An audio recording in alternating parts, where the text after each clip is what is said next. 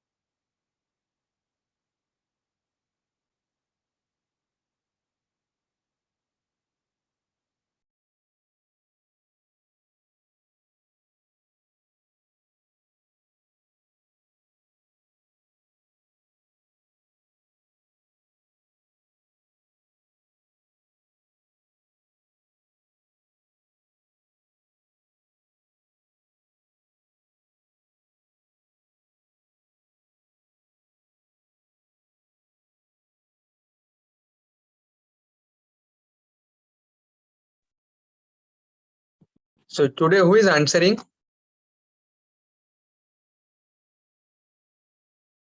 Abhishek, you are answering? Hello, good evening, sir. Good evening, Good sir. evening. I'll be answering today, sir. Dr. Abhishek from Jaslok Hospital, sir. Yeah. Okay.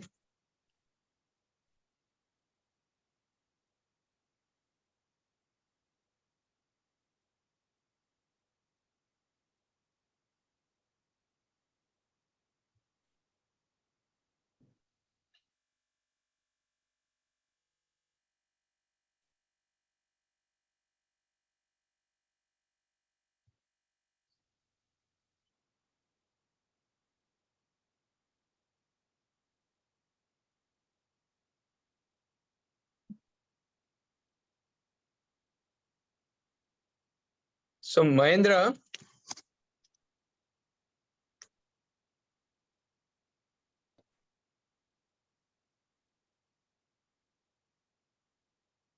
Mahendra, you are on.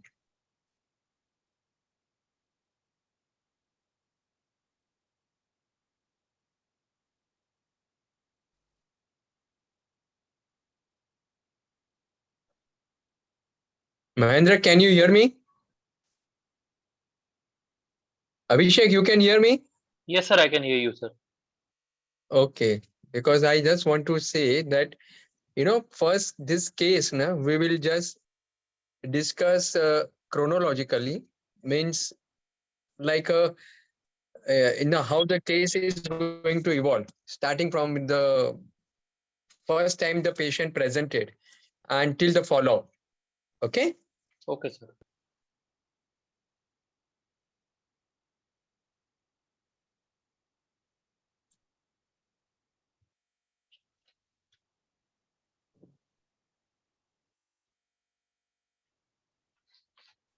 So we just wait for 5 minutes and then we'll start.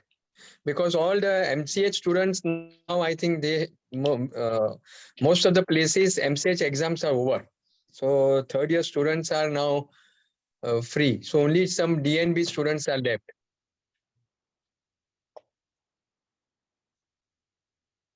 Right, sir.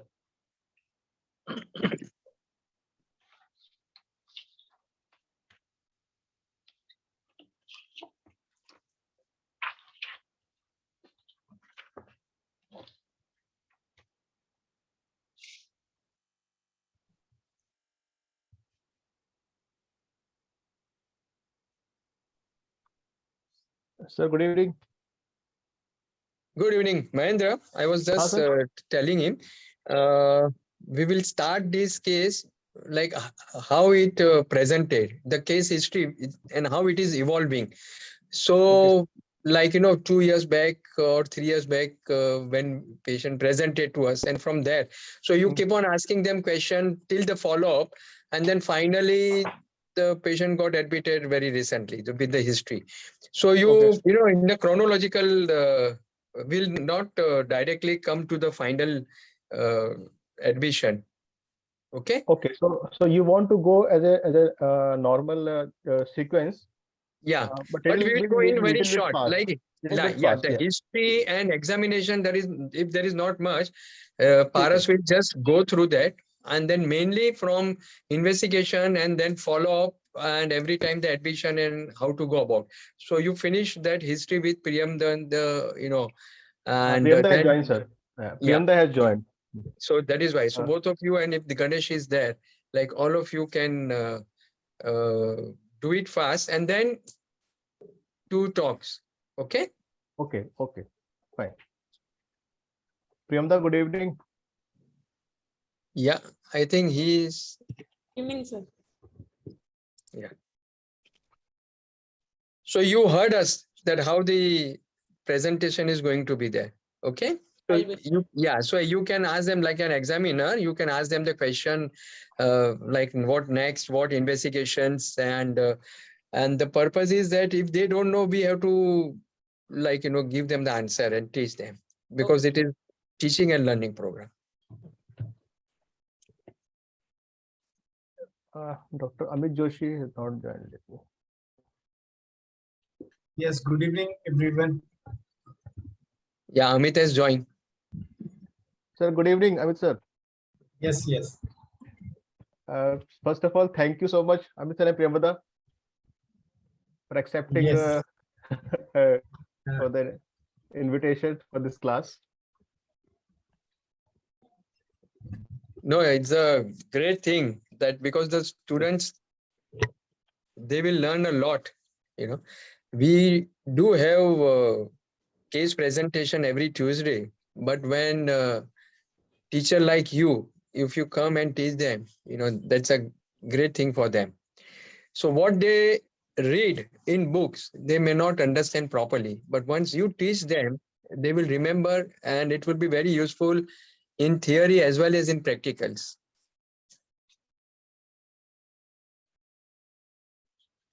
So we just wait for 2-3 minutes and then we start.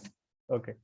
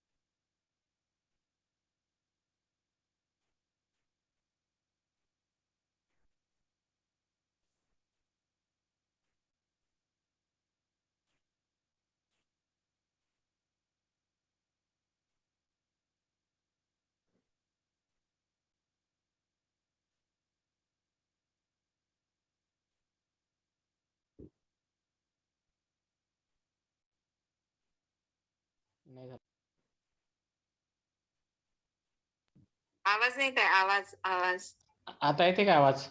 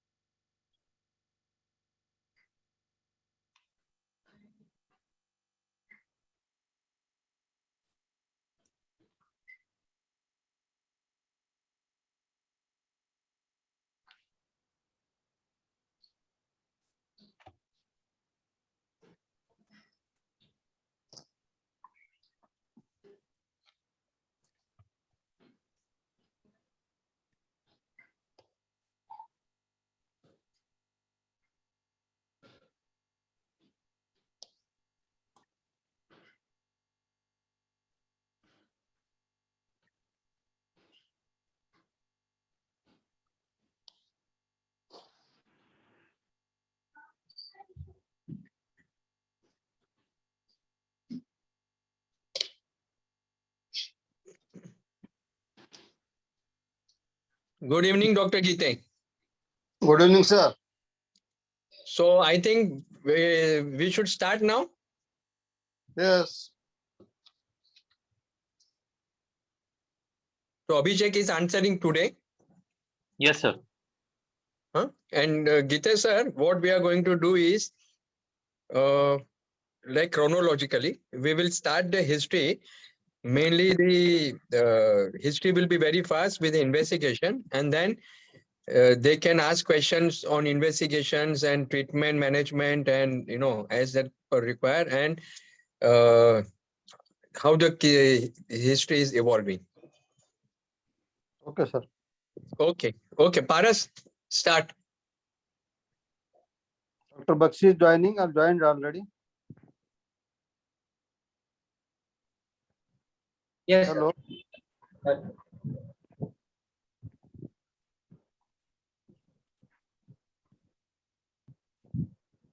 Sir.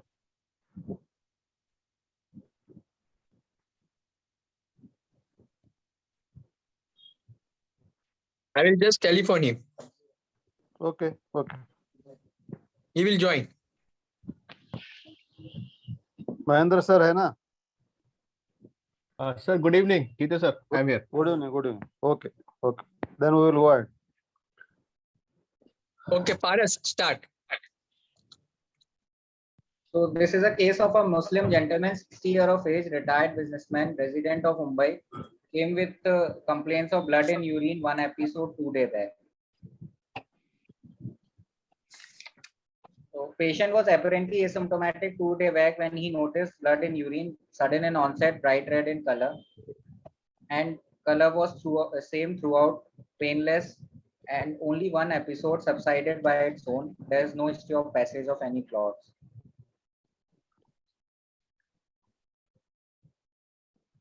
So there is no history of burning, maturation, dysuria, fever, abdominal pain, lower urinary tract symptoms, vomiting, lithuria, no facial puffiness, exertional breathlessness, lower limb edema, backache or bony pain, no history of any urethral instrumentation in past, no history of trauma or acute retention of urine or blood thinner intake. Past history, there is no comorbidities or no surgeries in past. Family history is nothing contributory. Patient is vegetarian by diet. Appetite is adequate. Bladder bowel are regular. Sleep is undisturbed. Habit non-alcoholic, non-smoker, non-tobacco chewer. Okay, Abhishek, till now you want to ask anything? Otherwise, we'll go ahead. Sir, any history of jaundice, breathlessness? No such histories. Okay, fine, sir. Then it is okay, sir. Okay, Paras, go ahead. So in examination, patient is Paras- conscious as the time. Yeah. I guess drug history is missing in case of hematuria. Sir? Drug. No, He- no anticoagulants, sir. I think he mentioned, sir, no history of Okay. any Okay. anticoagulants. No blood thinners. Okay. And again about the hematuria terminal, like It is that. throughout the stream, sir. It is Throughout. throughout the stream. Okay, fine. Okay, fine. In general examination is mostly normal. There is no pallor, ictercyanosis, clubbing, lymphadenopathy. Pulse rate is 80, blood pressure is 110/80, the saturation is 28, Karnofsky score is 100. In local examination, patient is circumcised, meatus is normal, all hernial sites are normal, no palpable urethral thickening or mass, no bilateral testes are grossly normal. In per-rectal examination, there is no fissure, fistula, or hemorrhoid. Anal tone is normal. Grade 1 prostate enlargement. Firm in consistency, surface. Upper border can be reached. Median sulcus is palpable. Rectal mucosa is mobile. No blood on gloves. Per abdomen examination is grossly normal. There is no positive find.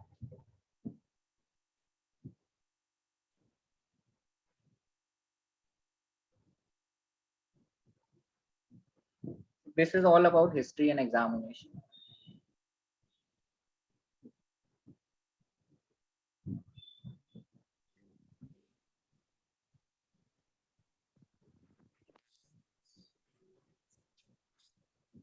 So Mahendra, Ganesh, Priyamvada, whatever you want to ask now, you can start examining our student.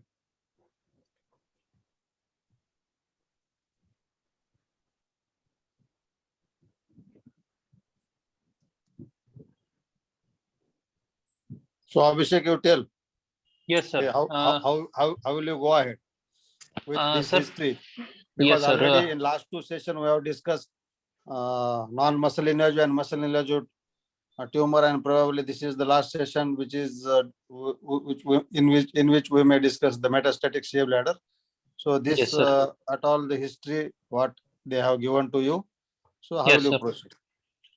Sir, so further I want to evaluate the patient, sir. I would do some routine investigations, including hemoglobin, serum creatinine.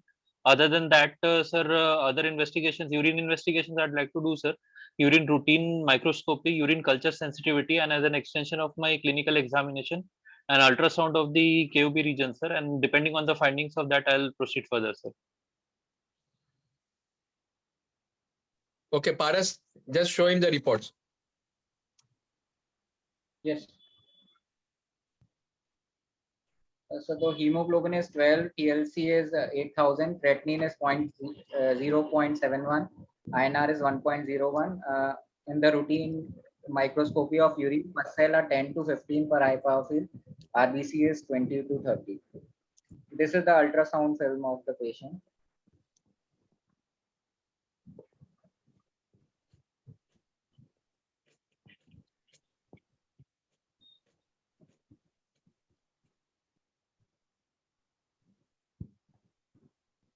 Abhishek sir. Yes, sir. I can see the ultrasound film, sir. On the ultrasound films, the liver can be seen, both kidneys can be seen, and the bladder can be seen. So the liver appears to be normal. There does not appear to be any hydronephrosis in the kidneys, sir. Although on both sides, small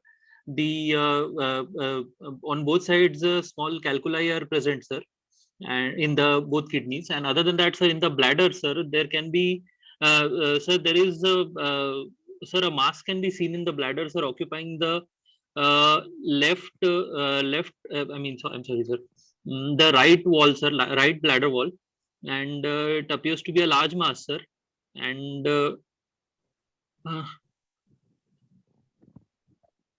yes, sir. It appears to be a large mass, sir, occupying the right wall, sir, right lateral wall, and right lateral wall, and the right posterolateral wall also. And other than that, sir,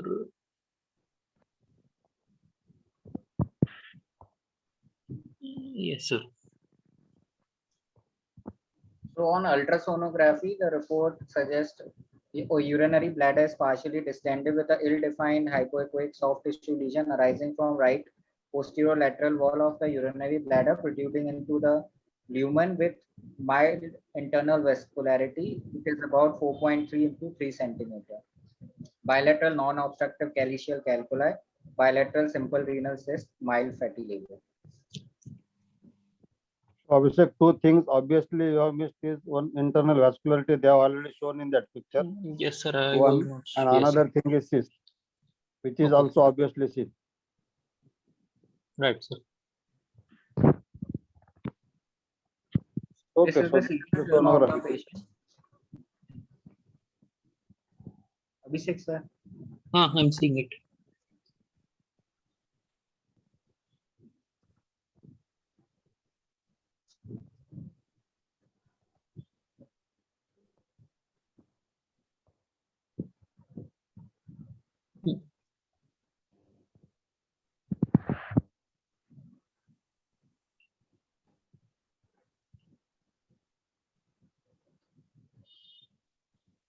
Yes, sir. On the CT scan, sir, bilateral. I can appreciate bilateral. Dr. Paras. Yeah. I see extension of this. Okay. Yes, sir. Sir, on CT scan, sir, I can appreciate sir bilateral renal cyst, sir, with the right side with the right side cyst appearing larger than the left side, and other than that, sir, there is a.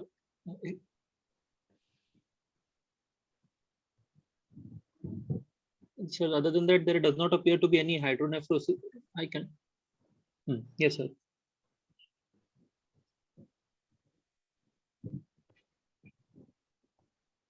There does not appear to be any hydronephrosis of hydroureter, sir. And there is also a mass lesion seen in the heterogeneously enhancing mass lesion in the bladder. Dr. Paras, can you show me the previous slides, previous cuts? Yes, sir.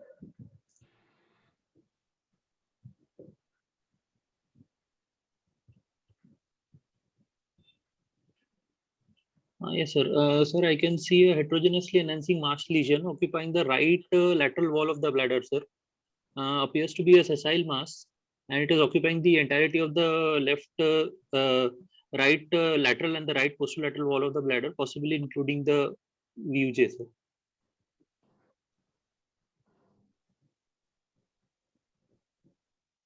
So the CT report was How Yes,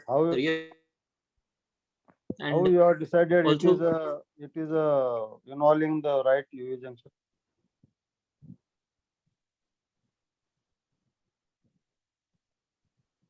One thing. Another thing is if you are when you are commenting on the cyst after seeing the CT and sonography, you should comment it is at least endophytic cyst, exophytic cyst, complicated cyst, or complex cyst, or simple cyst. That much you can comment after seeing the CT and sonography. Okay, sir. Then you should have comment about stone. Stone, yes, sir. You should have comment about the lymph nodes. You should have comment about the perivascular fat standings. Already you have commented about the hydronephrosis. As you told there is no hydronephrosis. So what the rest of the things is liver. Then after in sonography and CT, either of the thing free fluid in the abdomen, then nodal status, extravascular extension. These all things can be at the end of CT scan. These things can be assessed or judged after seeing the CT scan. It is a long case. If you're not going to comment on all these things, you're going to lose out.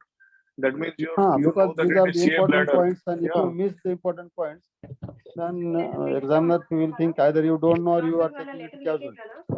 Or they know the case, sir. They know the case, then that's why he's concentrating only on CA bladder. Passport was made. Agree. I renewed the passport when I was staying in this, and later on the flat was allotted. Right, sir.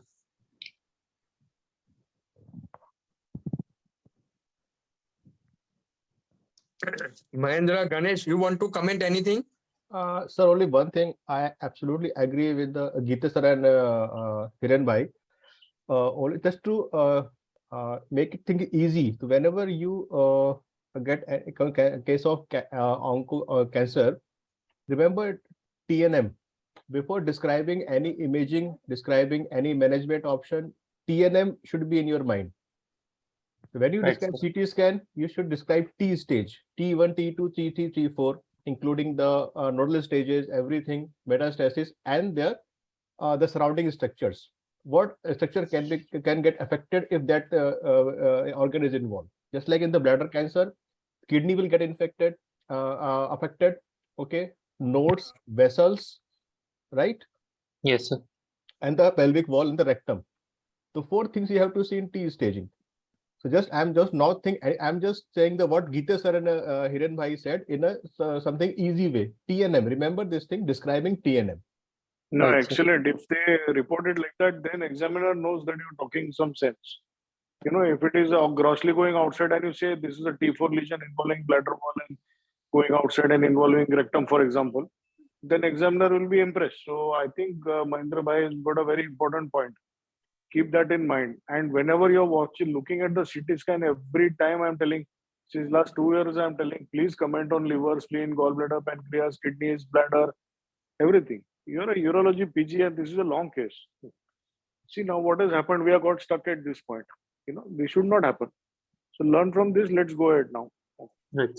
And anything you see CT scan, stone, any cyst, anything you see abnormal, okay, after describing your main thing, also just give tell some points on that. Okay, sir. Yeah, please go ahead. Priyamvada, Amit sir, anything you want to add or ask at this point? Not right now, sir.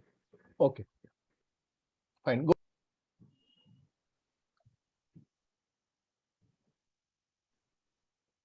So the CT report was suggestive of a slightly lobulated thickening on the right lateral wall involving the right VUJ. There is a stone also present in the right pelvic calyceal system. Multiple cortical cysts on both the kidney.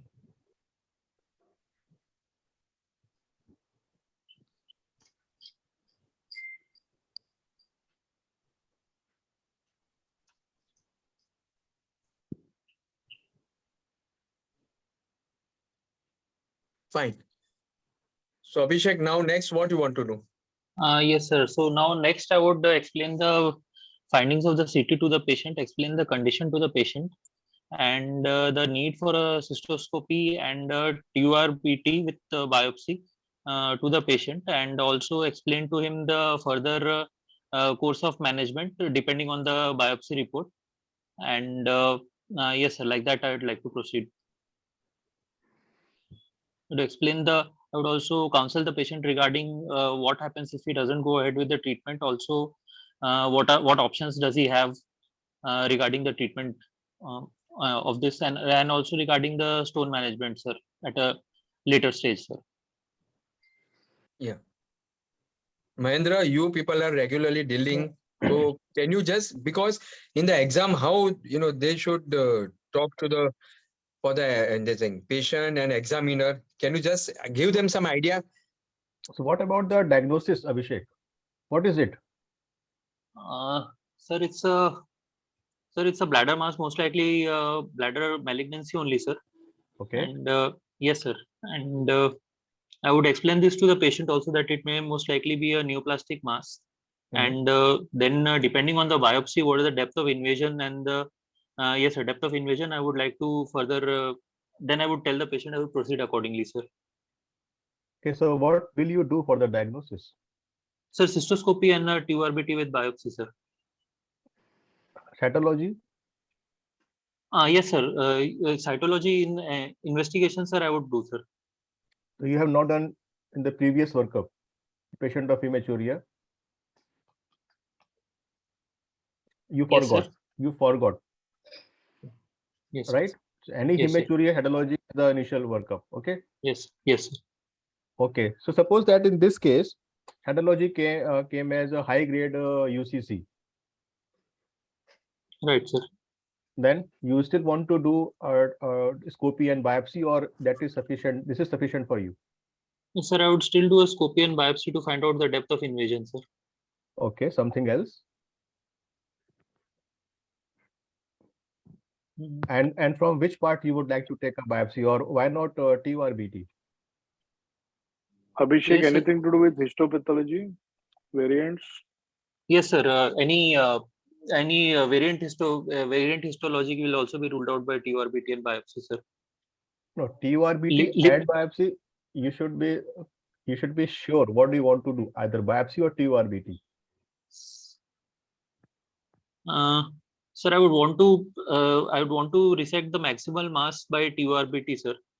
And yes, sir, that will be my main aim. And of course, sir, with that, I would want to take a biopsy also, sir. So in this case, what would you like to do? So in this case, sir, this looks like a sessile mass, sir, involving the entirety of the right lateral and the posterolateral wall, sir. So I'm not sure if I'd be able to do a complete TURBT in this case, sir. So I would remove maximum part of the tumor and of course biopsy also, sir. You will do entire TURBT and biopsy also. So doing an entire TURBT does not look likely in this case, sir. While answering this question, TURBT and biopsy are two different things. Okay. Yes, any sir. bladder mass, the aim is to do a resection, either complete or incomplete as per the configuration of the tumor, number of the tumor, size of the tumor, then nature of the tumor, solid, papillary, surrounding जो bladder mucosa है उसके हिसाब से फिर biopsy का लेना जरूरी है नहीं. तो प्राइमरी एम इज TURBT करना है, आइदर कंप्लीट या इनकम्प्लीट. ठीक है. डेप्थ ऑफ इन्वर्जन भी मिलेगा, वेरिएंट के बारे में भी कमेंट मिलेगा. अभी बायोप्सी जो cystoscopy and biopsy is wrong answer for this. Cystoscopy and resection of the tumor, it may be complete or it may be incomplete. Okay, with or without biopsy, that is the question for discussion. So answer that question. TURBT तो करना ही है, complete रहो ना तो incomplete रहो, उसमें कोई ये नहीं है, confusion नहीं.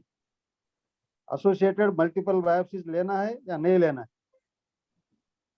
Sir, cytology, sir has mentioned that if high-grade papillary neoplasm, sir, then high-grade tumor, sir, then I would want to take multiple biopsies, sir, multiple bladder biopsies along with the TURBT, sir. Okay, primary answer as a cystoscopy and biopsy for this patient is wrong. Cystoscopy and transurethral resection of bladder tumor, this will be ideal. With or without biopsy, we have to explain. If you are telling with biopsy, then justify why with biopsy. Without biopsy, then also you have to justify why there is no need of taking the biopsy. Right, sir. What is the importance of the variant you are telling about? So is the treatment changes as per the variant? Yes, sir. Sir, in variant histology, sir, some are aggressive, like sir, sarcomatoid variety. If we find, sir, in the histopath, then sir, we will like to directly proceed with the radical cystectomy, sir. We will not give any other form of treatment. Similarly, sir, plasmacytoid variant, sir, is a little bit responsive to chemotherapy, sir. So that way, my management will change in cases of variant histology, sir. I think the main thing is that we want to rule out the two things which will change the management. One is the micropapillary variant, which have a very aggressive course, and the other thing is this rest plasmacytoid or squamous with urothelial. That is not going to the treatment will remain same. The response may vary, but the primary treatment will change or the management will entirely change if we are dealing with the micropapillary variant or the small cell variant with the urothelial. Rest more or less the management will remain the same depending on the stage. The response may vary, but the treatment decision will not change. So the two things which you remember, the micropapillary variant and the small cell, which will entirely change the way we are going to treat the patient. Okay, sir.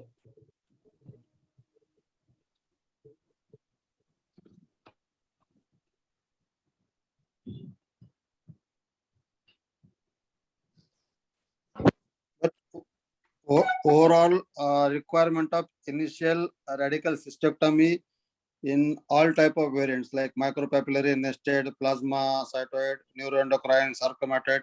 These are all type of variants. In these cases, there is a usually a initial need of radical cystectomy. This is a general consensus about the variants, and already sir has told in which of the variants then the treatment cannot be changed. But overall, it is there is a requirement of radical cystectomy in all these type of variant histology patients. Right, sir. For another question, Abhishek, in Yes. which scenario you would like to do complete TURBT, or you would prefer to just do a biopsy for the diagnosis?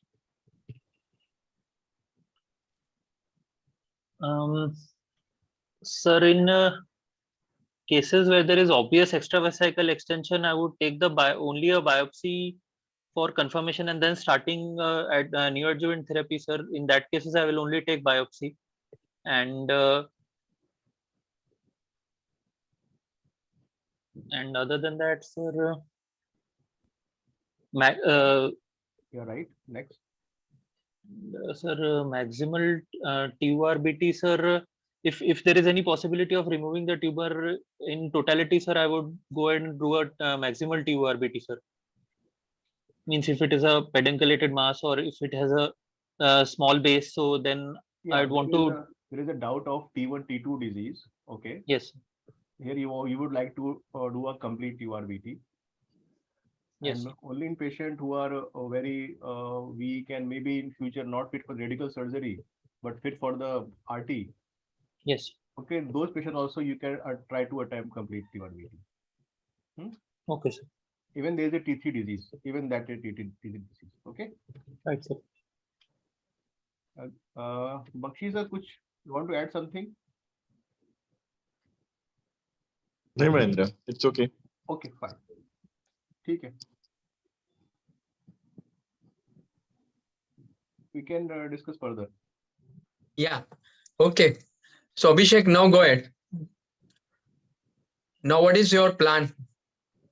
Yes, sir. So my further plan is to, sir, counsel the patient regarding the, like mentioned, sir, findings of the CT scan and explaining the condition to the patient. That is most likely a neoplastic lesion, and then giving him, telling him about the options of management of this condition, and then according to the patient, according to that, sir, I will tell the patient about the further prognostication and the further options of management depending on the findings of my cystoscopy and TURBT, sir. And how big the stone was? Stone is a large staghorn calculus, sir. So meanwhile, sir, I can give him the option of managing the stone. No option, nahi. Don't give option. What you will do? Sir, remove the stone. Meanwhile, the biopsy report comes, sir. So you will do the biopsy and the removal of the stone at the same time, or separately, or what you will do? You can take the, yes, sir. It can be done at the same time, sir. Not later on after doing biopsy? You justify what you will do. Yes, sir. In the same sitting, I will do, sir. Remove the stone as well as take a biopsy in the same sitting, sir. And during biopsy, if there is a bleeding and you have to abandon the procedure, then?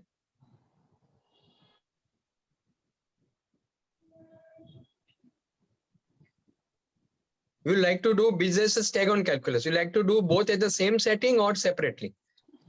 Yes, sir. In case of any overt complication like same sitting, sir. So let us ask Ganesh, when you people get such cases, what you do, what you plan first?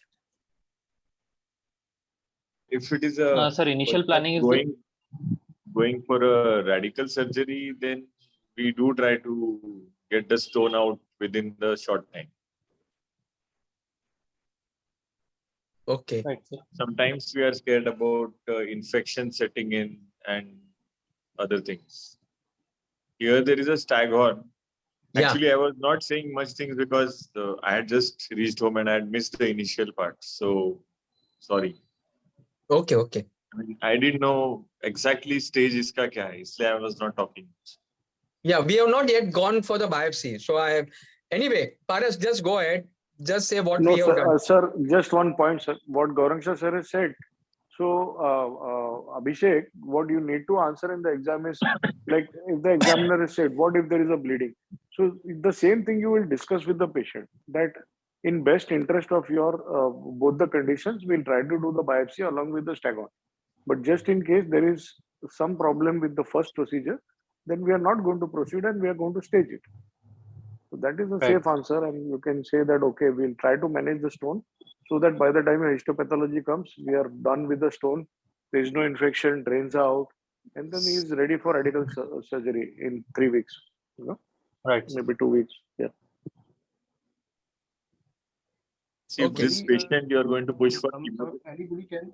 probably the stone which is infective should be out. Yes. This is what I like. Yes, and second thing is, if you are going ahead with the radical, then later on it will be so difficult to do PCNL or the removal of the stone. Right. So a justified point. Yeah. So someone examiner may ask, why not both surgeries simultaneously? Remove the bladder and same time remove do the stag horn also. So what Bakshi sir said that the chances of having infection is more if you do things simultaneously because it's stag horn calculi. Right, sir. Okay. Right. Okay, Paras, just go ahead. Show him what we did. So a PCNL with TURBT was done. This was the histopathology report. Okay, read it and let's ask him what he wants to do now. The histopathology report was suggestive of high-grade urothelial carcinoma with involvement of muscularis propria and perineural invasion.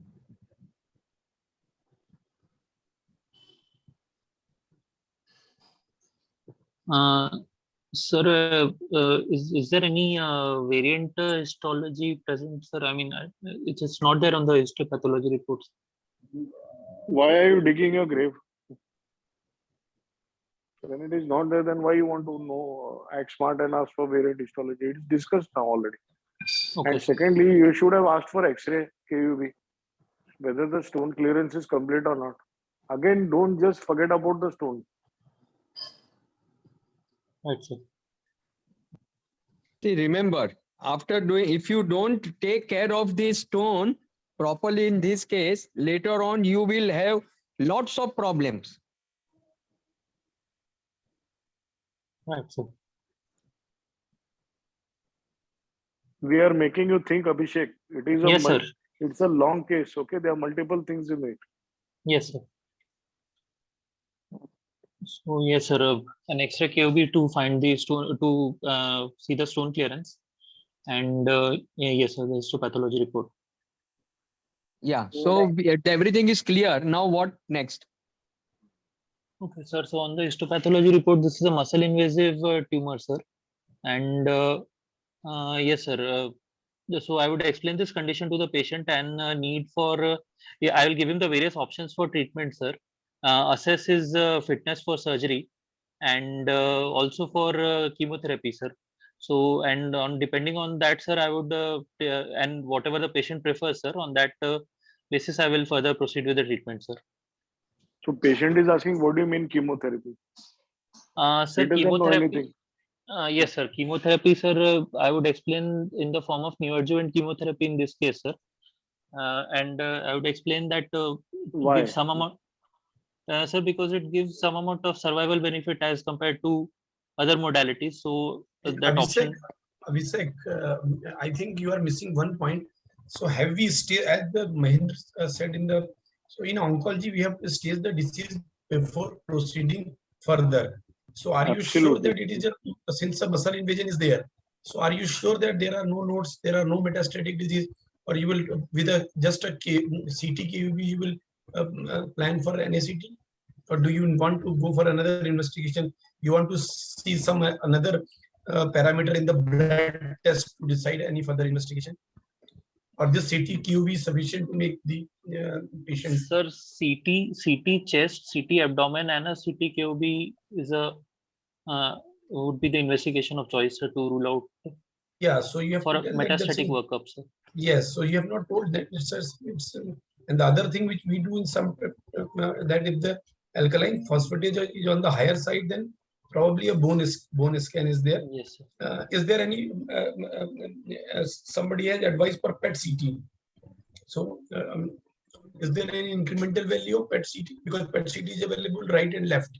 So do you still want to go ahead with the CT, or is there any benefit of doing PET CT in this case? Sir, CT chest, abdomen, and CT KOB would be sufficient to you do a metastatic workup, sir. Justify na why sir is asking you specifically PET CT. So you say what is the role? You say if there is less role or more role or whatever.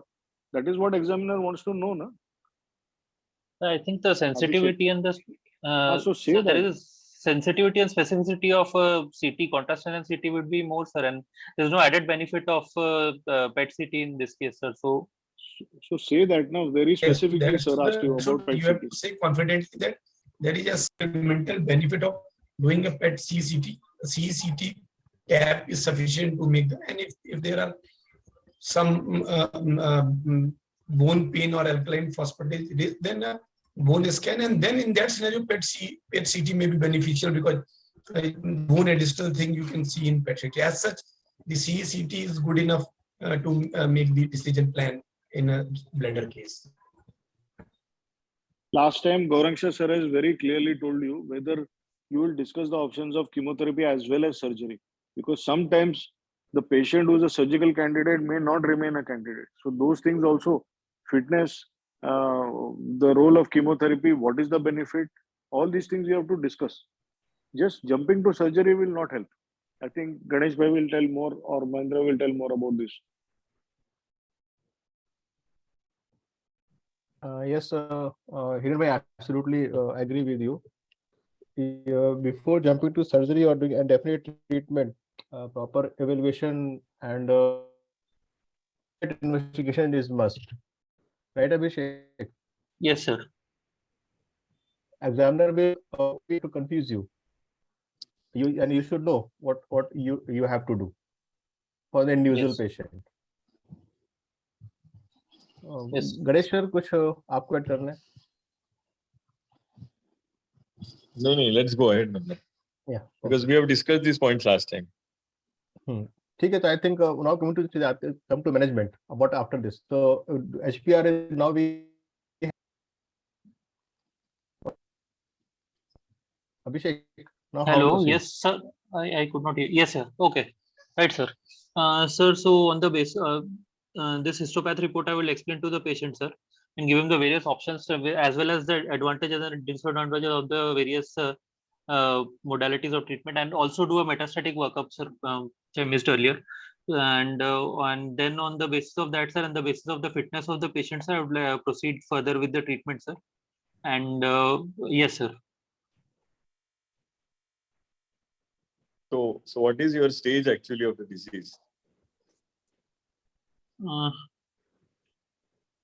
Sir, there is on CT, sir, there is perivesical fat stranding, sir. Obvious extravesical extension, I could not appreciate, sir. This is a CT done pre-TURBT, right? Yes, sir. Okay, so there's a likely chance that it might be, but we are not sure because the sensitivity is less. Yes, sir. Okay, then. So, sir, muscle invasion is there, sir. So that makes it T2 lesion is obviously there, sir. Either CT2 or CT3A. Right, sir. N? Sir, nodes where, sir, nodes, yes, sir. Nodes, I could not appreciate, sir. They were not obviously enlarged lymph nodes on the CT scan, sir. And okay, so CN0, say that. You don't have to look like that. Tell directly. Okay, right, sir. CN0, and sir, chest CT was not done, sir, and chest CT abdomen CT and abdomen CT and CT KOB was done. So, sir, MX I can say right now, sir.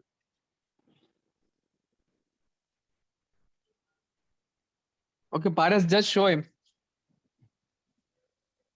So patient underwent all the metastatic workup, so there was no evidence of any metastasis. Patient was then taken up for robotic radical cystectomy with ideal condom. And the final histopathology revealed.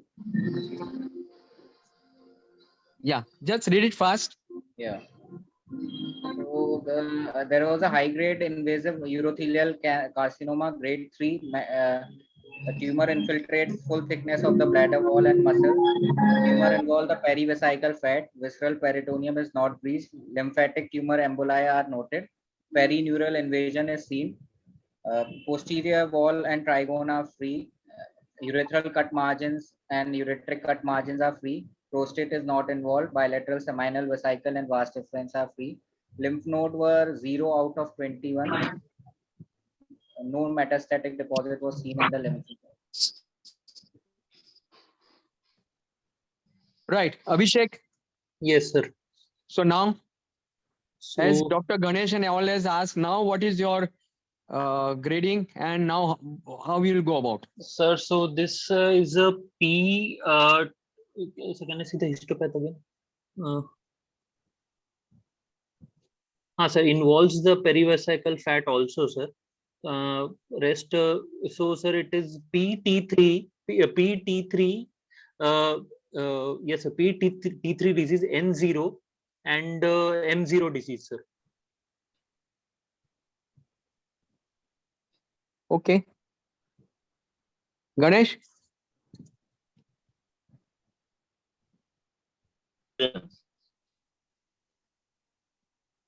Mahendra, Ganesh, take over. Abhishek, is this patient can be treated in a some different way? So,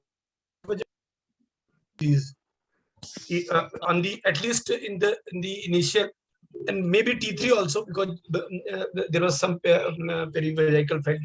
So, is there any other way, or if somebody asks you why you have not offered NACT, or NACT is not beneficial in this situation? Sir, NACT can also be offered in this patient, sir, and otherwise, sir. What are the plus points? Why we consider NACT? Yes, sir. Sir, the NACT most important thing is, sir, the size of the tumor is reduced, sir. So the subsequent surgery will be less mutilating, sir. No, that is not the right answer. You have already removed you have done the TURBT. Then how the size will matter? Right, sir. Yes, sir. Otherwise, sir, NACT offers a 5 to 8% survival benefit, sir. And cisplatin, you have to tell correctly. It's not this cisplatin based chemotherapy. Cisplatin based chemotherapy. So other way could have been that neoadjuvant chemotherapy could have been offered, and then after 4 to 6 cycles, depending on what regime we are using, then surgery can also be considered. So that is another way. And suppose someone doesn't want to go for surgery because of the social reasons, and what are the options? Sir, the further option can be trimodal therapy can be offered, sir. Trimodal therapy of treatment, sir, which includes maximal TURBT, chemoradiation given concurrently, and then, sir, assessment. So now with this histopathology report, what will be your next, how you want to go ahead? It's a PT3, N0, M0. Yes, sir, PT3, N0, M0 tumors, sir, NACT can be given, sir. Also, upfront now the surgery has been done. Now there is no question of NACT. Yes, sir. It's a P means post. It's a pathological T3. It's not C. Right, sir. So, sir, then, sir, adjuvant chemotherapy would be appropriate, sir. Which chemotherapy? What are the types of chemotherapy? Sir, types of sir. Depending on the fitness of the patient, sir, I would assess the fitness of the patient before giving adjuvant chemotherapy. Sir, adjuvant chemotherapy can be given in the form of sir dose dense MVAC or sir gemcitabine and cisplatin combination, sir. If the patient is not fit for cisplatin based chemotherapy, what are the main complications or what are the main points before planning the at least you should know as basic that what are the contraindication for cisplatin. Right, sir. Performance status of the patient, sir. ECOG performance status of the patient is less than ECOG 1 or 2 is a one or two is a contraindication, sir. GFR less than 60 is a contraindication. Sensory neural hearing loss more than grade 2 is a contraindication. NYHA class 3 heart failure is a contraindication. And also, sir, neuro is a contraindication, sir, for cisplatin chemotherapy. ECOG 1 still can be considered as a 2 and beyond. ECOG 0 and 1 can be considered. Okay, sir. Any other thing which has come up in last 1 year in the adjuvant setting? Any other data or any other further intensification of the treatment after adjuvant treatment?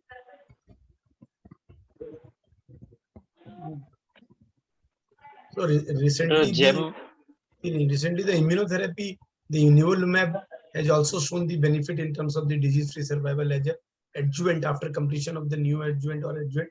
Then there is some data that it can be considered, and it is the nivolumab has got approval for the same. So that is if you are going for the, and so some may ask because immunotherapy is coming in a big way in a bladder. So that is the additional which has come up in last 1 year, the adjuvant nivolumab. Right, sir. Fine. So Paras, just tell him what we have done. So the patient was patient. No. So he underwent with the adjuvant chemotherapy in the form of gemcitabine and carboplatin. Okay, fine. So Abhishek, now how will you follow up? Sir, then furthermore follow-up of this patient for the initial year 3-monthly follow-up, sir. Initial for 1 year 3-monthly follow-up, then for the next 3 years 6-monthly follow-up, and then annually further, sir. So in the initial follow-up, sir, for 1 year, I would do cytology and imaging of the imaging, sir, for the patient, and then further on, sir, 6-monthly. 6-monthly, I would only follow up with the cytology, sir. Okay, so quickly, now how he presented to us, what investigation was done, Paras, in between? Just show him the follow-up CT scan and then how he presented. So patient again presented to us after 1.5 years. Patient was asymptomatic 3 days back when he developed altered mental sensorium associated with 1 episode of generalized tonic-clonic seizure lasting for 5 minutes, followed by episode of unconsciousness with no focal neurological deficit and amnesia post-seizure activity. Patient never has such episodes in past. So, okay, fine. So Abhishek, now what you'll do? Yes, sir. Sir, I'll reassess the patient, sir, after this seizure episode, and then evaluate the patient further, sir, by doing an imaging of the brain, sir. Okay, Paras, just show him what we did. So on examination, it was grossly normal except for the general. So per abdomen examination was also normal. No, go ahead. Yeah. Hemoglobin and general examination is also grossly normal. This was the CT scan which we did.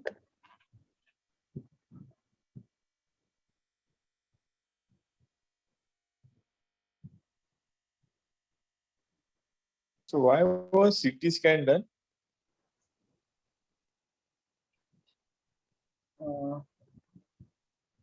Because With patient having patient- GTC, we should have first done an MRI brain. So, And MRI the brain. investigation just shown had a alkaline phosphatase level which was high, very high. Yes. So we could have just done an MRI brain and a PET CT, FDG PET CT. So initially, sir, first MRI was done. Then after seeing the finding of MRI, then the CT abdomen and chest was done. The finding of MRI shows a brain lesion, no, actually. Yes, sir. Yes, sir. So that also tells you probably you should do a one-stop investigation for a metastatic workup, which in urothelial should be by choice FDG PET CT. yeah. So the question. I think that you should remember now, everybody. See, Yes. PET CT has no initial role, but if you are going to have seeing advanced bladder cancers and then thinking what I should do, FDG PET CT is the straightforward investigation. If you are seeing metastasis and you want to complete the staging of in the body, FDG PET CT is a straightforward investigation. I can do a one investigation, save the cost of 3. Otherwise, I'll have to do a MRI brain, CT thorax, CT abdomen, CT pelvis, and a bone scan. Correct. So in this case, what you are saying is absolutely right. But since the patient was in weaker section and we don't have FDG PET scan in the hospital, this was the one of the alternative. But FDG But I think in exam, what you are saying proves cheaper actually. Yeah, what you are saying is right. That is true. But here now, either the facility is not available or patient is not spending money because these investigations are in-house. Because this fellow has a alkaline phosphatase of 340, which was just shown. So I think in exam, what you are saying is absolutely right. In exam, the answer is PET scan, FDG PET scan. So that they have to understand. So even if we have done CT scan and MRI, that's a different thing. But in exam, they will answer FDG PET scan. Right, Abhishek. Right. Now what? So this patient is a case of metastatic CA bladder, sir. I will explain the findings, counsel the patient regarding this and explain the findings of the MRI brain to the patient and the need for further therapy to the patient and the various investigations to assess various investigations and modes of treatment, various treatment that is to be given and the prognostication with the patient, sir, and then further proceed with the treatment, sir. Yeah. So Ganesh You and said Mahendra. various. Abhishek said various investigation. No, What yes. would you like to do? After, sir, that alkaline phosphate, sir, assessment of bone, assessment of bones, sir, FDG PET, sir, like sir said, and yes, sir, means nothing more than that. In exam, you should not say like various. Should be specific. What do you want to do? Okay, sir. Okay. Various investigation. Which one you want to do? Okay. Okay. That thing. Sometime examiner gets irritated with this. Okay, sir. Okay. Yeah. Okay. So Ganesh, now can we go ahead with the our 2 presentations? Yes, sir. But before the presentation, I think let's Dr. Priyamvada is logged in actually. Yes, sir. We all went for a surgery in this case, and I think you adjourned and all. Correct. So we could have always gone for a tri-modality here. So I know she's taking a lecture, but pertaining to this case, at least let her have her opinion. Why not? Why we could have given tri-modality in the earlier part of the case? Yeah. So Thank that you, is what we want actually. Because here students don't think beyond surgery. Exactly. Dr. Abhishek and other students who are listening in, I just want to say that when you are telling the examiner, when the question comes, what will you do next after the staging workup is done and the histopathology is in front of you, and it comes to the discussion of treatment options. At least for exams, don't be ambiguous in saying that I will explain all the treatment options. Just say that I will treat the patient with radical intent, and there are two methods of doing that. One is the surgical route, and other is the trimodality route. I will explain the details of both these options to the patient and discuss the pros and cons of each. At least that is the bare minimum that you should say in the exam, so that covers your knowledge that there are two options and each will have their own pros and cons. Okay, madam. Now, in this case, since it was a T2, T3 kind of disease, mainly T2 or early T3 clinically, one thing is definitely you should say that if the patient is fit enough, then neoadjuvant chemotherapy should be considered because of the survival benefit. That is the first of all, like Dr. Amit Joshi also explained to you. And the other option being the trimodality therapy, explain to the patient that this is an option and what will the pros and cons be. So I will talk about that later, but be explicit in mentioning that option. Okay. Right.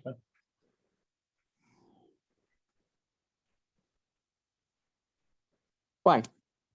Okay. So Ganesh, anything else you want to add to that?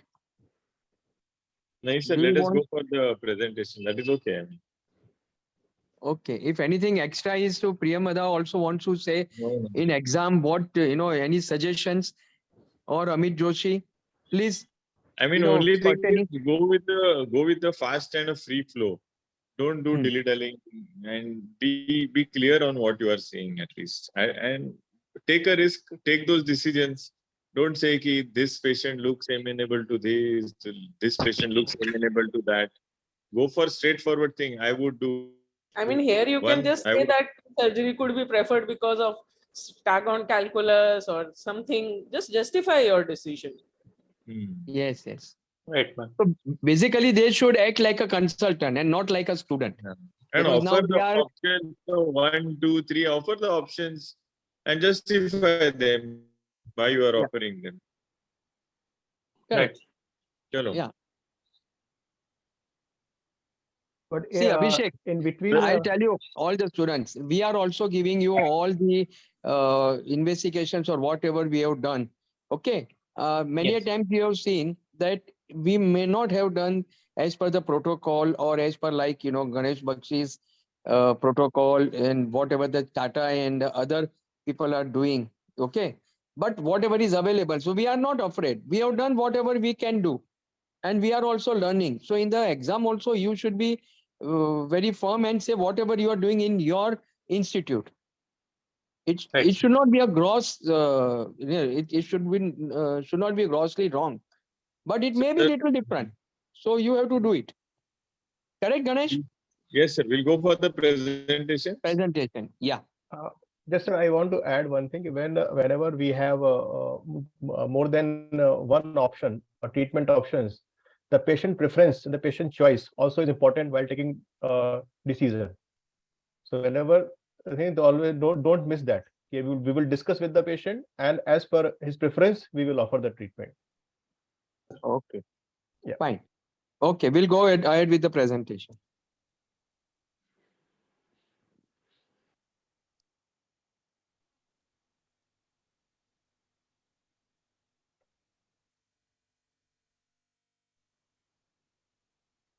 Would Dr. Joshi like to go first? I will start.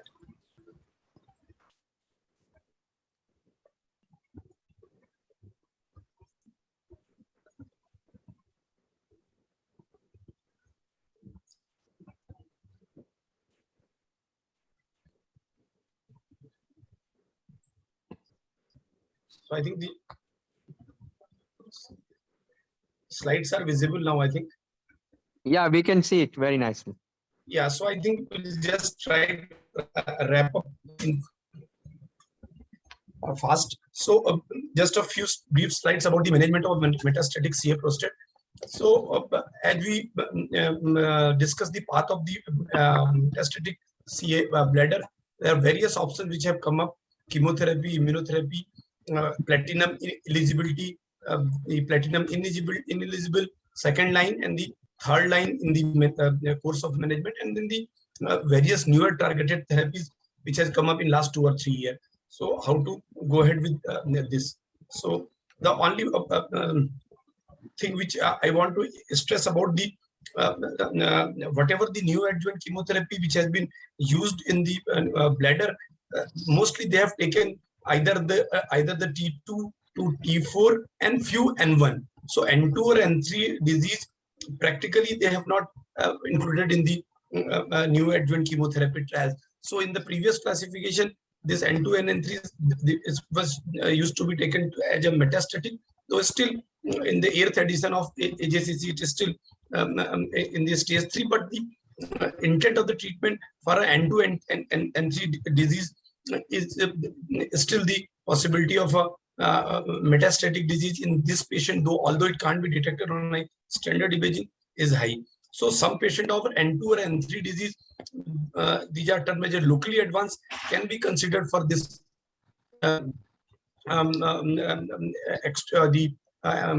more dense approach of NSCT followed by surgery, or NSCT followed by bladder. Although the data for NSCT is mostly for the T2 to T4 and N3, I think it has not been included. But if we treat these patients of N2 and N3 disease with any neoadjuvant chemotherapy followed by local treatment, so this is one of the papers which is showing the survival in N2 and N3 patients. Survival, the blue graph is for N1 patient, which has a more possibility. So if is probability for N2 is less compared to the N1. But if you treat the N2 and N3 patients with some sort of a treatment followed by some local treatment, so this is one of the graphs showing the benefit of the local treatment in N2 and N3 disease. It clearly shows that patient who received some sort of a neoadjuvant treatment followed by local therapy, even in N2 or N3 disease, has better survival compared to those who received palliative chemotherapy. So if the patient is fit for chemotherapy, even the disease is N2 or N3, we can consider for some neoadjuvant approach followed by some local treatment, either surgery or radiation. Although the magnitude of benefit is not that high, but still it is better than providing them only with the palliative chemotherapy. So that means the neoadjuvant approach helps in N2 or N3 patient also. So these are some other data which has shown that the OS for this N2 N3 ranges from 20 to 60 patient, and some sort of the 5-year survival for this group of the patient, which is around 40% in N1, it is still in around 30% in N2 and N3 disease. So that means the patient benefit with the some sort of extensive approach. So NACT followed by consolidation treatment with surgery or CTRT, and RT can be considered in few patients who are not eligible for surgery after. So that means the locally advanced N2 and N3 patients can be considered for neoadjuvant approach followed by local treatment. Now comes the, so this was for non-metastatic N2 N3. Now comes the evaluation of a chemotherapy of metastatic. That means like patient we have discussed, the disease has presented, the patient presented with a brain metastasis. So that the what we call as a metastatic urothelial bladder cancer. So we quickly discuss this. So as we discussed, the platinum-based chemotherapy is the standard of care for both neoadjuvant and palliative setting. Also, so that what question we have asked: what are the fitness criteria for cisplatin? So there are two types of platin which are being used: the cisplatin and the carboplatin. Cisplatin is the most important drug which are being used in this scenario with a better result compared to the carboplatin. So when the patient is unfit for cisplatin, then we consider for carboplatin, at least in palliative setting. So cisplatin, like Abhishek has told, the patient's general condition is not very good. PS3, creatinine clearance less than 30 per minute, peripheral neuropathy, the NYHA class 3, or a ECOG PS2 or more. So these are the patients which cannot, because cisplatin is usually pre and post strong emitter.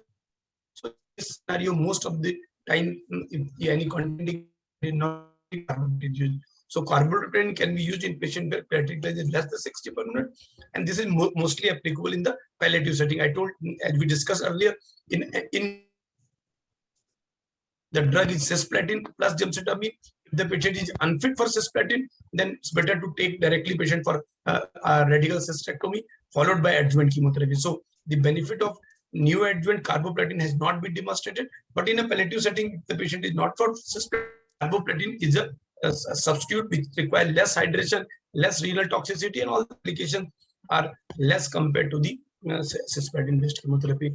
So this is just a pictorial how the treatment has evolved for metastatic. So this was started with the single agent cisplatin in around 80s, and then comes the MVAC, the gemcitabine cisplatin in around 2000 era, and then 20 newer therapies from the early start of 16, and then came the real game changer in management of a metastatic bladder cancer are the immunotherapy. There are various immunotherapies: pembrolizumab, nivolumab, atezolizumab, durvalumab, and this number is gradually increasing over the time. But the two most nivolumab that we will subsequently discuss. So when this cisplatin was, so initial drug which was being used in a metastatic condition was cisplatin, that was single agent cisplatin. And as the time passes, various newer chemotherapy has also come. So people tried to combine the 2 or 3 chemotherapy, and then they compared with the single agent cisplatin.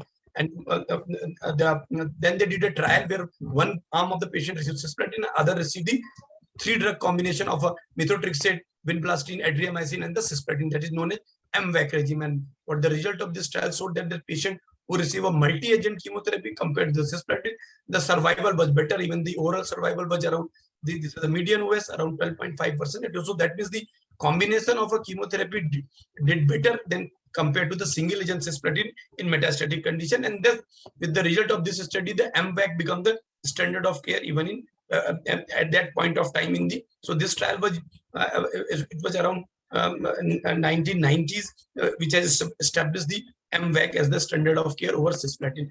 Then for the next 10 years, this MVAC remained the standard of care with the median survival ranging around 12 months. The 3-year survival was around 20 to 10.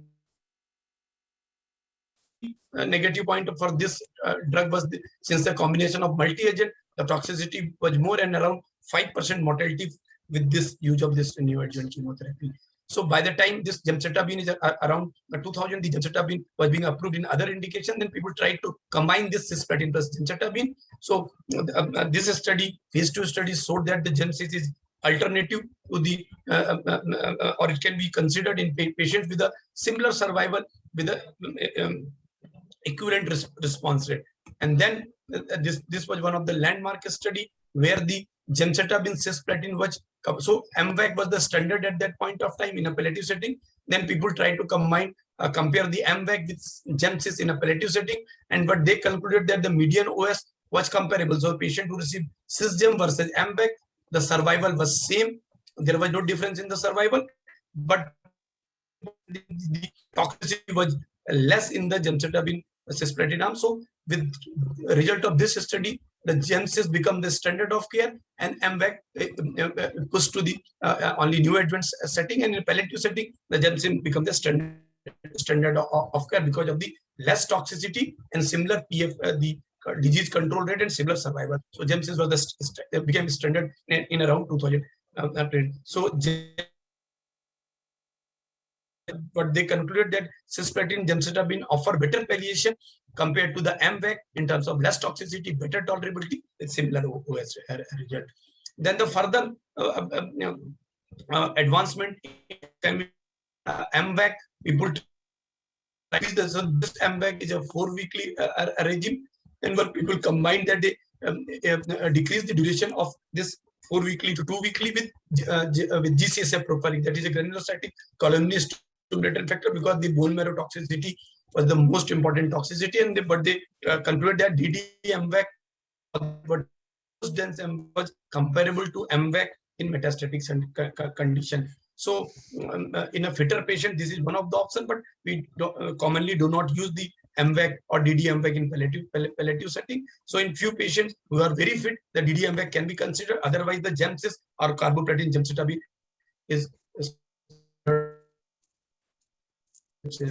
So patients who are eligible for cisplatin-based chemotherapy will receive in a palliative setting. Who are ineligible at cisplatin-based chemotherapy, they can be considered for a carboplatin-based chemotherapy.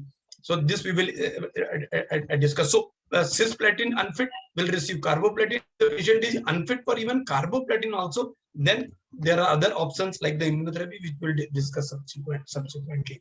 So after this first-line systemic therapy, as with the approval of the immunotherapy in second line, people have tried whether which are so in a day-to-day setting. After 4 to 6 cycle of chemotherapy, if patient responds, then we observe the patient and repeat a scan every 3 monthly. Whenever there is a recurrence of the disease, then at that point of time, depending upon general condition of the patient, the second line chemotherapy can be considered. So in this study, what people have tried, after the completion of 4 to 6 cycle of gemcitabine of completion, disease stabilization of the disease, the maintenance avelumab was planned. So, but the result of this study, so why this was maintenance was planned, because most of the time the median OS for this cisplatin-based chemotherapy was around 14 to 15 months, and by the time the patients progresses, their general condition decreases, their performance status further subsequent chemotherapy, and they will not be able to offer any sort of treatment. So if we consider immunotherapy early, there might be some better response. So this was the study that is known as Javelin 100. This is the trial which after completion of 4 to 6 cycles, the patient received 4 to 6 cycle of the gemcitabine or carboplatin. Then patient who achieve a CR, that is complete response, partial response, or stable disease, were divided. One arm is divided into the standard of care, that is observation, and other arm received the avelumab immunotherapy. So what the result of this trial showed that patient who offered the maintenance avelumab after 4 to 6 cycle of chemotherapy, their survival was better than this blue curve is for avelumab maintenance, and this was for only best supportive care, that means the observation after completion of this therapy. So the median OS in patients who receive avelumab as a maintenance was around 22 months compared to the observation. So there is a clear-cut benefit of around 7 to 8 months in median in patient who receive the maintenance avelumab. So with the result of this Javelin 100, the become the standard of care for metastatic bladder patient who have a stable disease after 4 to 6 cycles. Same thing. So that was the patients who are eligible for platinum-based chemotherapy, either cisplatin or carboplatin, followed by maintenance avelumab was standard. If the patient is unfit for platinum, that patient have a less than 30 creatinine clearance, or their general condition is not fit, cardiac function is not good. So what are the options? So that what we call as a platinum ineligible. That means the patient is not even fit for carboplatin also. So these patient was unfit for platinum eligible, they can be considered for other immunotherapy. There are 2 immunotherapies which have been used in this scenario, that is known as the pembrolizumab or atezolizumab. So these are the tongue twisters which have come up basically. So these are the 2 immunotherapies. The patient is unfit for any type of platinum, and if atezolizumab or pembrolizumab immunotherapy can be considered in the patient. So this is the guidelines and suggestion what we follow in day-to-day patients. If the patient is unfit, then the atezolizumab or pembrolizumab can be considered upfront without exposing them. So if the patient, so that was the first scenario. So the second scenario, like in this patient where the patient has received the adjuvant chemotherapy and has now progressed within 1 year of taking the treatment. So what are the treatment of? If some sort of platinum passed and now I progressed. So this is the phase 3 data of a pembrolizumab. This is one of the immunotherapy. Patient who have received 1 or 2 lines of platinum-based chemotherapy, and now progressed. They have divided into 2 arms of the pembrolizumab, and the other standard of care was at that point of taxane-based chemotherapy. So pembrolizumab versus taxane-based chemotherapy, and this was the investigational arm, and this was the standard arm. Patient 1 arm received therapy, that is pembrolizumab. So the result of this you see this upper curve, this red line, it is for the pembrolizumab, and the median OS for patients who are receiving second line therapy was statistically better. So this keynote trial established that the patient who progresses on cisplatin-based or carboplatin-based chemotherapy, if they are being offered pembrolizumab in second line, have a better survival compared to the patient who receive other chemotherapy. So with this, the pembrolizumab has established its role in this. These are some other the data which I will not go into the detail. And these are the various immunotherapy which have been tried: nivolumab, durvalumab, atezolizumab. But at this point of time, only the pembrolizumab and nivolumab, these are the approved indication in second line post-platinum progression. So I will just skip this slide. What are the other options apart from this? So as you read in detail, the bladder cancer is not a homogeneous disease. If we go to the molecular classification, these are the various groups which have classified the bladder cancer into various molecular groups, and this is one of the most common classification, LUND classification, where they divided the bladder cancer into different genomic character depending on the various gene expression. And if you see the last line, there are various targetable genes like the FGFR3 immune checkpoint. So this is the future of metastatic treatment in bladder cancer, that the next subsequent years the treatment will not be decided on just on the simple histopathology. We have, and then we can consider depending upon which expression is there in the so this is another exciting target which has come into the bladder cancer, the FGFR, fibroblastic growth factor receptor. This alteration is seen around 20% of the patient. This may be an insertion or mutation, and this is one of the targetable mutations. So who have a progressive disease, we send the tissue sample for FGFR3 mutation or insertion, and this is positive in 20% cases. So if this FGFR is positive, there is a newer drug which is known as aldafatinib, which has been used in the FGFR positive metastatic urothelial cancer after 2 lines of therapy. So this is one of the initial studies where it has been used, the phase 2 study. The patient progressing over 2 lines of chemotherapy in FGFR positive patient, it has clearly shown the survival benefit in terms of around 12 months of median survival in patient who received the aldafatinib, whose the patient's tumor expressing the FGFR3. Newer development in patients who are harboring the FGFR mutation or insertion, post chemotherapy immunotherapy progression, aldafatinib can be one of the options. But definitely these are the newer drugs. These are associated with its own toxicity, the hyperphosphatemia, skin syndrome, ocular toxicity, various toxicities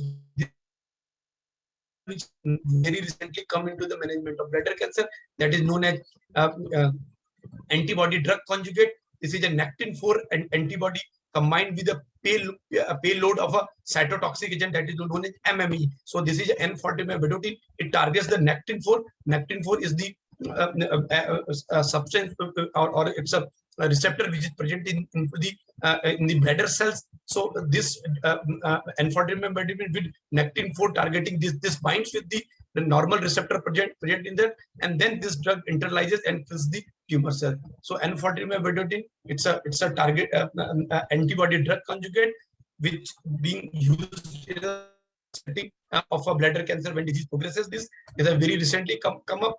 So in last 1 year, that patients who progresses over immunotherapy, if they are being offered the N40 vedotin, that is a Nectin-4 antibody, there is a clear-cut benefit in terms of the response rate of patient who compared to the patient who receive third-line chemotherapy. So if you see the partial response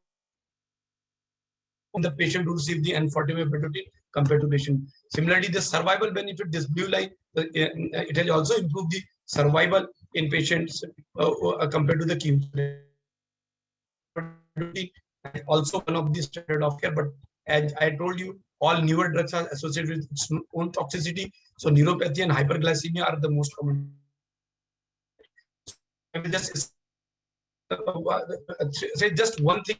I just want to highlight about how the patient usually progresses. So if we start the bladder, metastatic bladder, and give chemotherapy to all patients, by the time patient disease progresses, their general condition deteriorates, and about half of them will only be eligible for the second line of chemotherapy. So if after the second line of chemotherapy, either patient will die or their general condition will deteriorate. So only 1/5 of the patient will become for second line, and then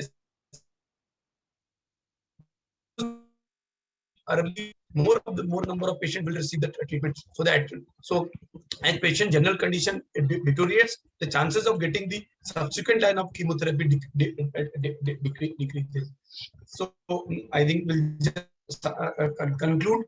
So patients metastatic first line chemotherapy. If the patient is eligible for cisplatin, then cisplatin based combination chemotherapy with gemcitabine is standard. If the patient is ineligible for cisplatin, then the carboplatin is one of the recommendation.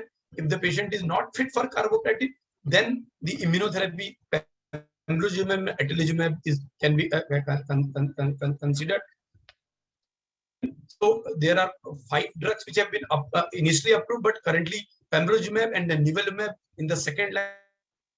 Other new drug which have come, the biomarker based driven, and enfortumab and the what we call as aldafertinib. These are the newer 2 cancer. So the patients who are affording for the neurotherapy and in those patients. So that is end of my talk, and thank you for patience. Yeah. Thank you. Ganesh, will you like to say a few words?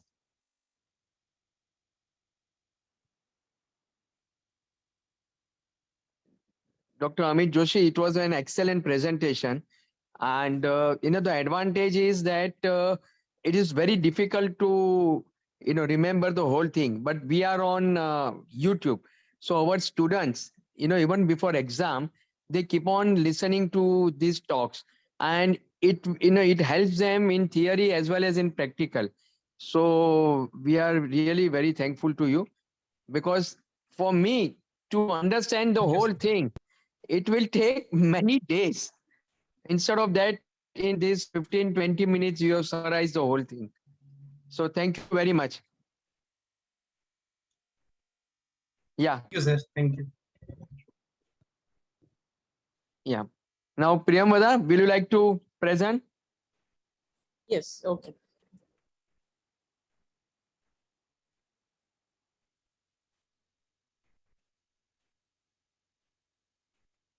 Okay. Are my slides visible? Yeah, we can see it. Okay.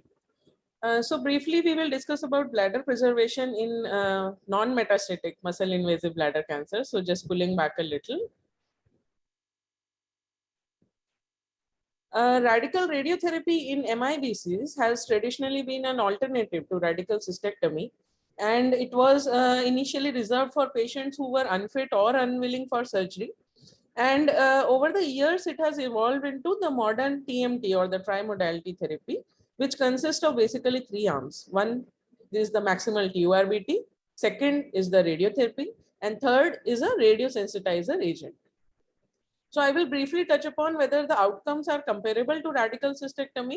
And of course, this is the option of bladder preservation. So does it have a better quality of life? That depends on patient's perspective. So when we discuss radical cystectomy versus radical radiotherapy concept, for the exams, the students should remember that there is no direct randomized control trial. There was only one trial, the UK SPARE trial, which failed to accrue patients. So there is no RCT for this question. There are various retrospective NCDB or SEER database studies, and conclusions vary according to who the author is. But basically, the patient selection criteria determine the outcomes, whether we choose RC or the RT option.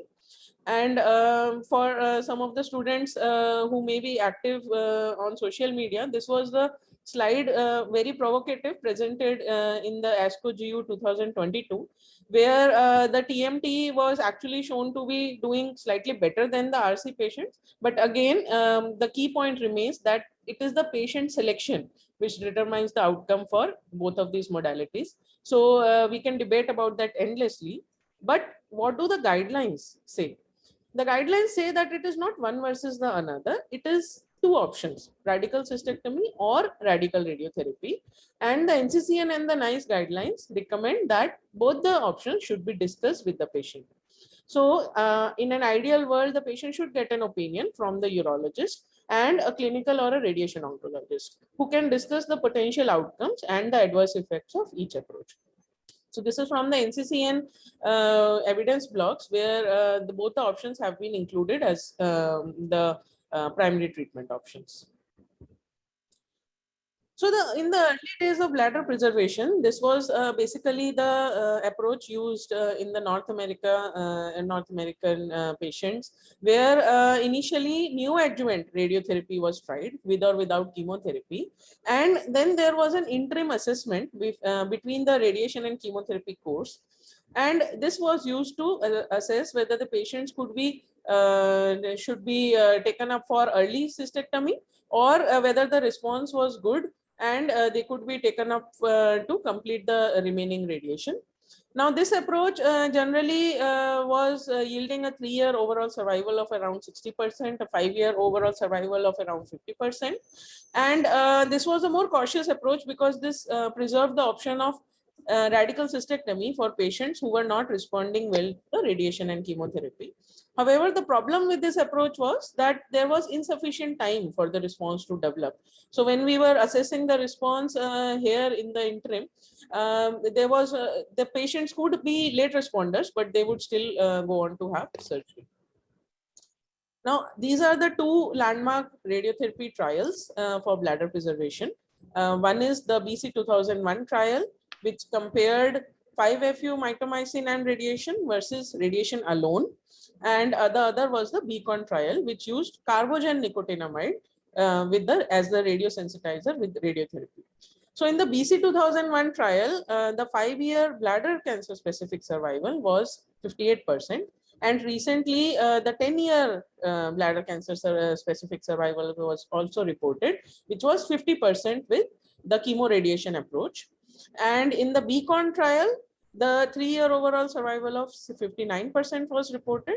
And just to give a ballpark figure, the bladder preservation rates in these randomized trials were 50 to 85%. So about radiosensitization, this is a very important aspect of the trimodality therapy.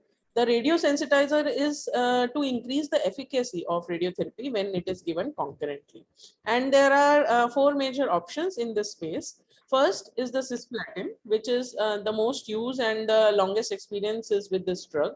The only problem is nephrotoxicity, especially in patients who have deranged renal function because of advanced bladder cancer. Then second option is 5-FU MMC. This is good for patients who have deranged renal clearance. But the problem is that more intensive inpatient care and monitoring is required, as Dr. Joshi already pointed out. The thing is that this approach is proven in RCT. So for fit patients, this is a good approach. The third approach is gemcitabine-based concurrent chemotherapy. Now, the experience with gemcitabine is more in neoadjuvant and metastatic setting, but for cisplatin ineligible patients with borderline performance status, this is a good option. And hematotoxicity is a concern when gemcitabine is being used concurrently with radiation. The final option is the carbogen nicotinamide. So carbogen is actually a gaseous mixture of 95% oxygen and 5% carbon dioxide. This is given with oral tablets of nicotinamide.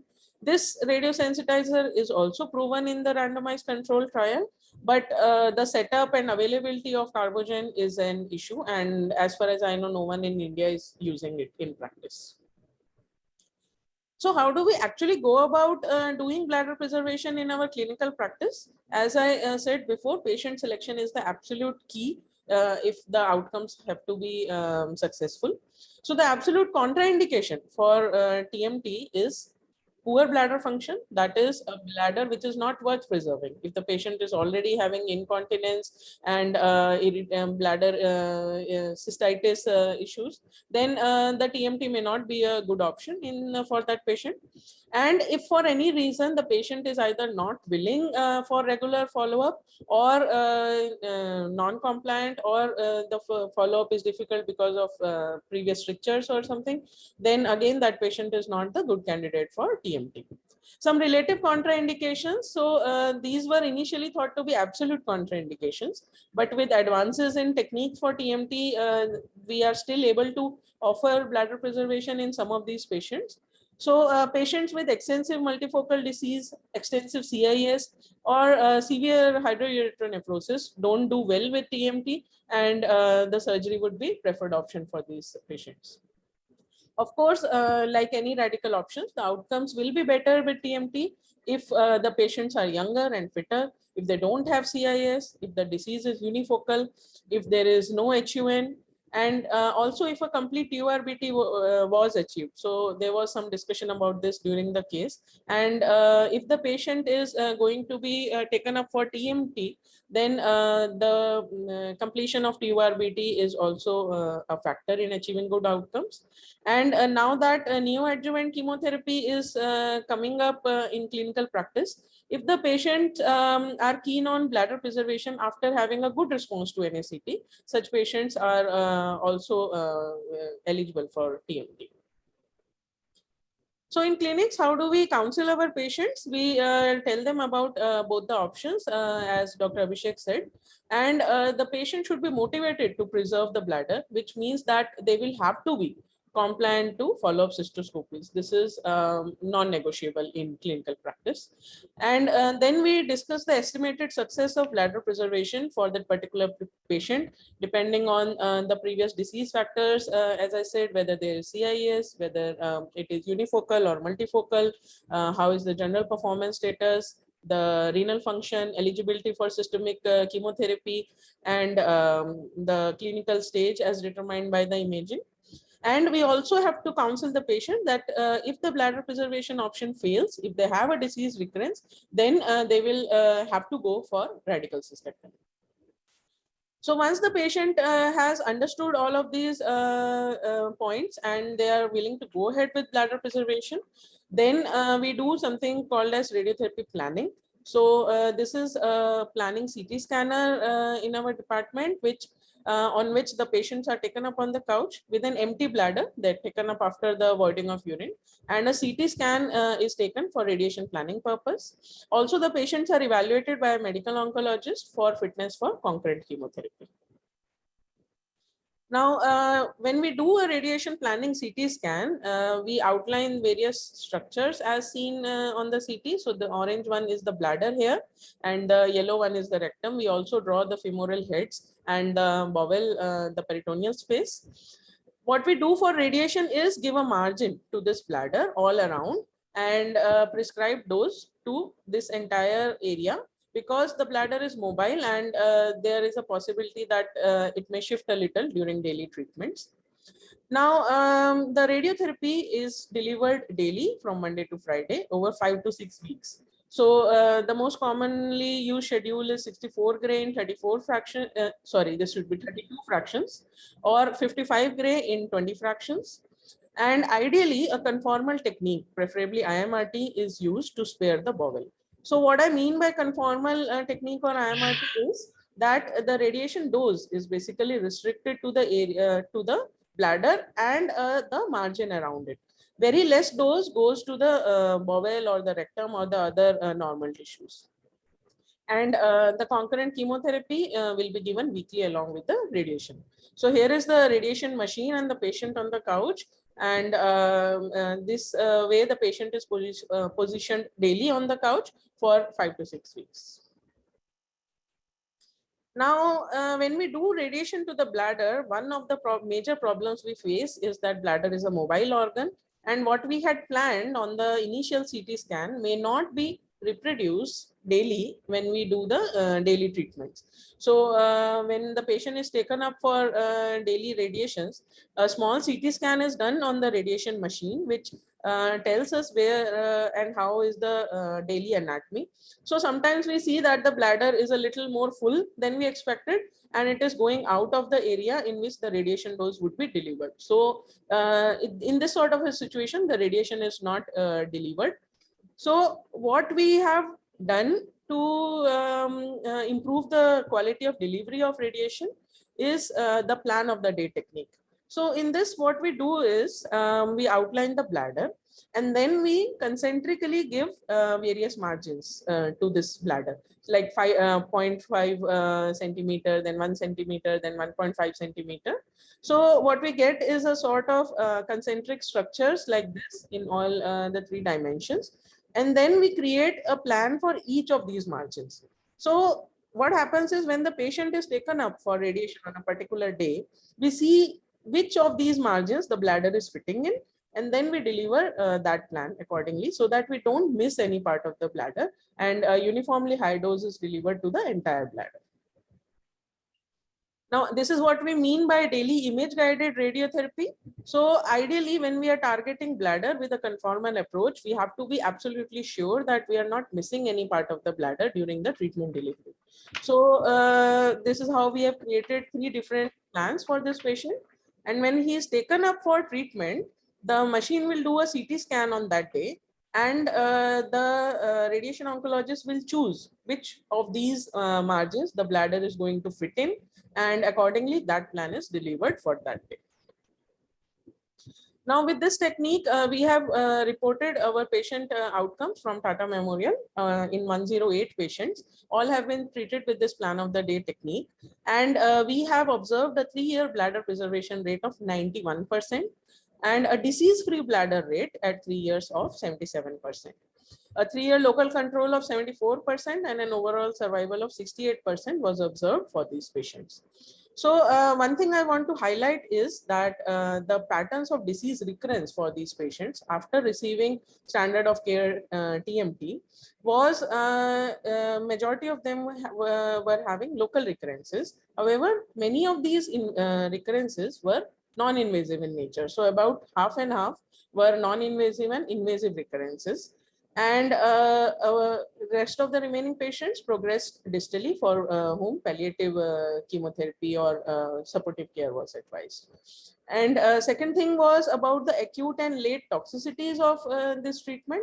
So when chemoradiation was delivered for these patients, it was generally tolerated well, and a low proportion of grade 2 toxicities, which are basically managed on OPD basis by oral medications, and less than 5% incidence of grade 3 toxicities, which would require some sort of an invasive intervention or inpatient care, was observed.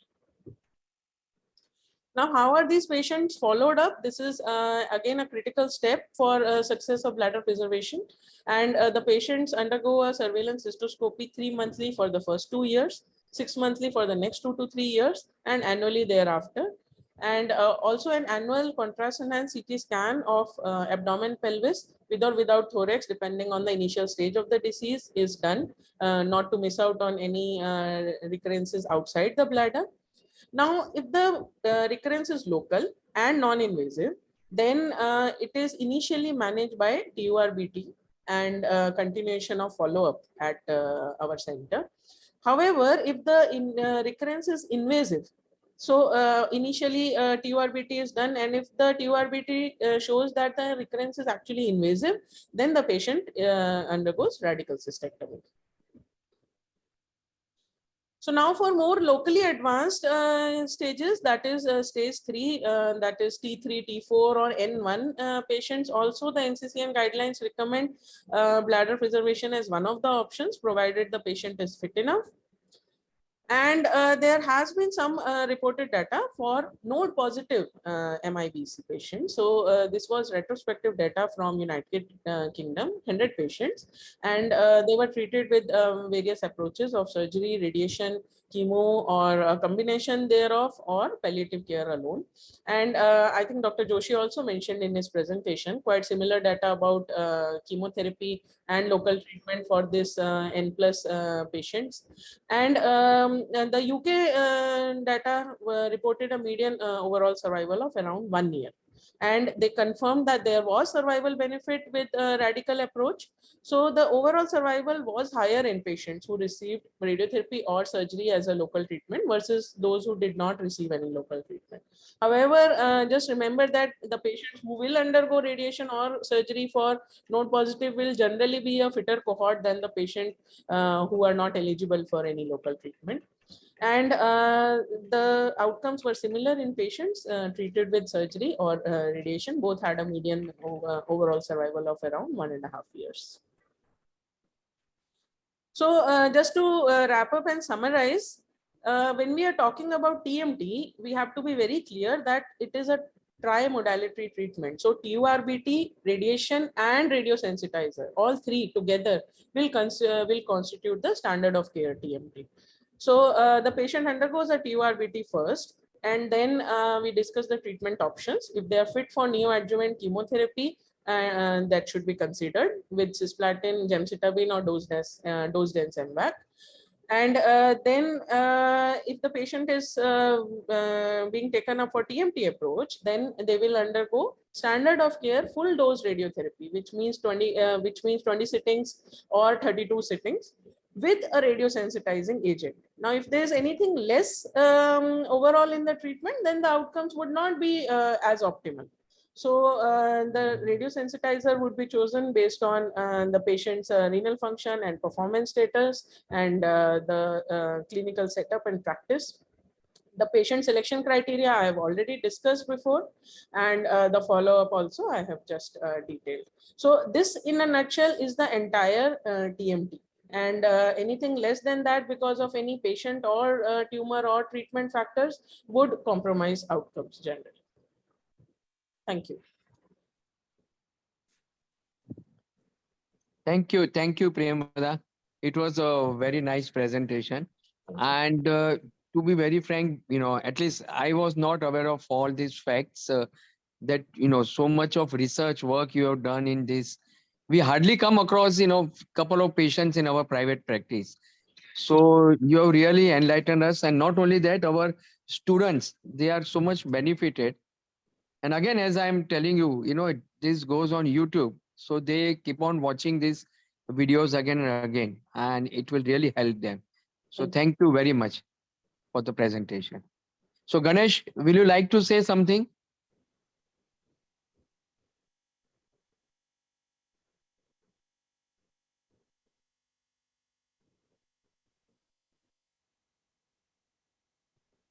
Mahendra? Yes, sir. Will you like to conclude? Just sir, by this, whatever Dr. Priyamvada and Dr. Amit Joshi has said, we have to keep in mind and always explain the patient about the treatment options available with the proper evidence to counsel them, and do consider their preferences and the approach. As we discuss about, your approach should be systematic. It should be not haphazard, and whatever you say should be specific for the given case. I think by this message we can end this class. Okay. Yeah, thank you. Thank you very much for calling them, and thanks to both of them for giving such a nice presentation. Thank you, Priyamvada and Joshi sir. And good night to everybody. Good night. Good night. Thank you, sir. Good night, sir. Mahendra Bhai, good night. Good night, Hiren Bhai. Good night. Good night. Good night.